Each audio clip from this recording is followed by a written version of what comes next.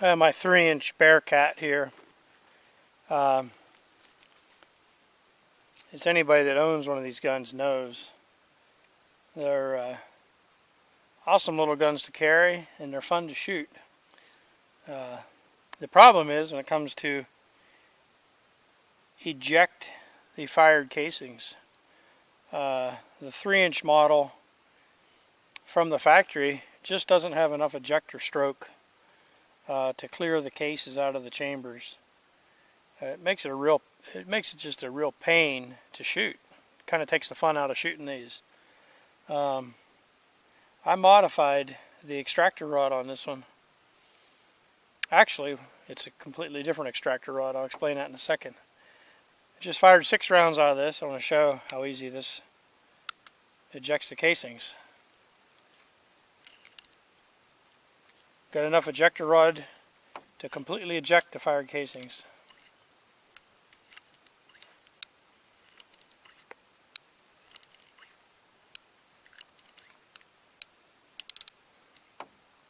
So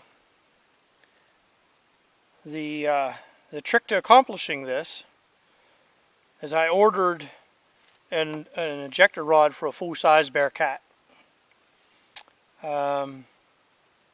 And if you look at your 3-inch Shopkeeper Bearcat, you'll notice that the ejector rod, I'm not sure what you would call this piece, the ejector rod finger piece is probably about right there. There's a lot of wasted space between the front of the ejector rod and the front of the ejector rod housing.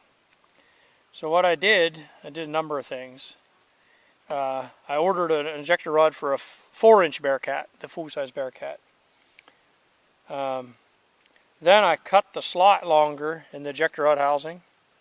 I actually notched out the ejector rod housing screw. I don't know if you can see there or not. The ejector rod housing screw is notched out to allow the ejector rod to go forward further towards the muzzle.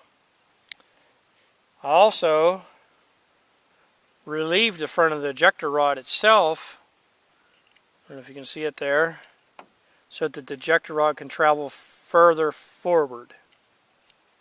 What this allowed me to do is to leave the ejector rod longer to get more ejector rod coming out the back of the cylinder. Now, if you look, you also have a gap between the frame and the cylinder. That's some space that can be utilized for a longer ejector rod. The problem is you can't have the ejector rod that long, solid, one piece, or you won't be able to remove your cylinder for cleaning. So what I did is I had the ejector rod even with the frame. Then I drilled and tapped the ejector rod for a 356 screw. And you see there, that's a 356 screw threaded into the ejector rod. So whenever I want to remove the cylinder for cleaning, just take a screwdriver, remove that screw out the back of the ejector rod. That will allow the cylinder to remove to clean. But that little extra bit is essential to have enough travel to completely clear the fired casings.